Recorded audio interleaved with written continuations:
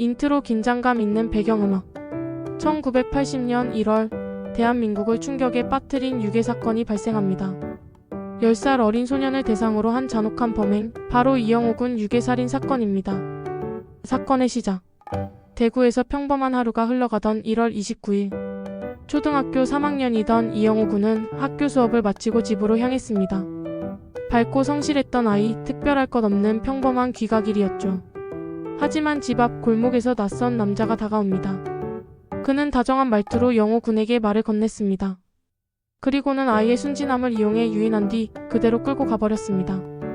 그 남자의 이름은 김재춘, 당시 27살. 사업에 실패하고 거대한 빚을 짊어진 상태였습니다.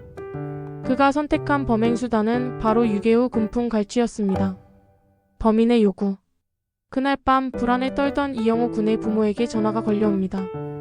범인은 단호하게 말했습니다. 아들을 돌려받고 싶으면 5천만 원을 준비해라. 1980년 당시 5천만 원은 지금 가치로 수억 원에 해당하는 거금이었습니다. 부모는 충격에 빠졌지만 아이의 생명이 달려있기에 경찰에 바로 신고하지도 못했습니다. 그저 범인의 지시에 따라 몸값을 준비할 수밖에 없었죠. 비극의 진실. 하지만 문제는 영호 군이 이미 세상을 떠났다는 사실이었습니다. 유괴 직후 영호 군은 두려움에 울음을 터뜨렸습니다. 범인은 아이가 울음을 멈추지 않자 손으로 입을 막고 폭행을 가했습니다. 결국 영호 군은 질식사하고 말았습니다. 범인은 아이를 죽게 만든 뒤에도 마치 살아있는 것처럼 꾸미며 협박 전화를 이어갔습니다. 부모에게 끝까지 돈을 뜯어내려 했던 겁니다. 수사와 검거.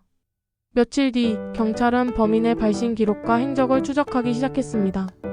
수사망이 좁혀오자 김재춘은 결국 붙잡히게 됩니다. 체포된 그는 범행을 자백했고 아이의 시신이 버려진 장소도 말했습니다. 산속에서 발견된 영호 군의 모습은 참혹했습니다. 부모는 눈물로 아들을 맞이해야만 했습니다. 사건의 파장. 이 사건은 단순한 유괴가 아니었습니다. 당시 한국 사회에 엄청난 충격을 안겼습니다. 아이를 대상으로 한 범죄에 대한 불안감이 전국적으로 확산되었고 부모들은 우리 아이도 언제든 위험에 처할 수 있다는 두려움에 사로잡혔습니다.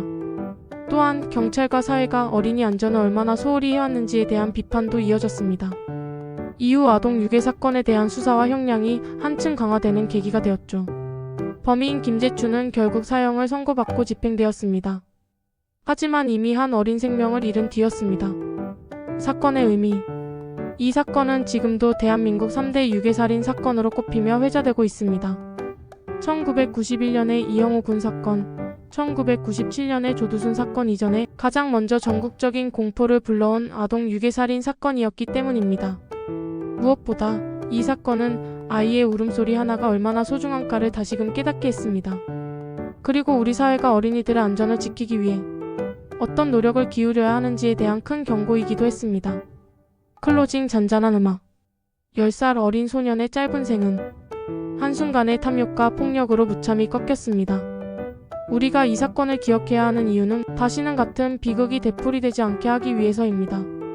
영상 마무리 멘트. 여러분은 이 사건에 대해 어떻게 생각하시나요? 댓글로 의견을 남겨주세요.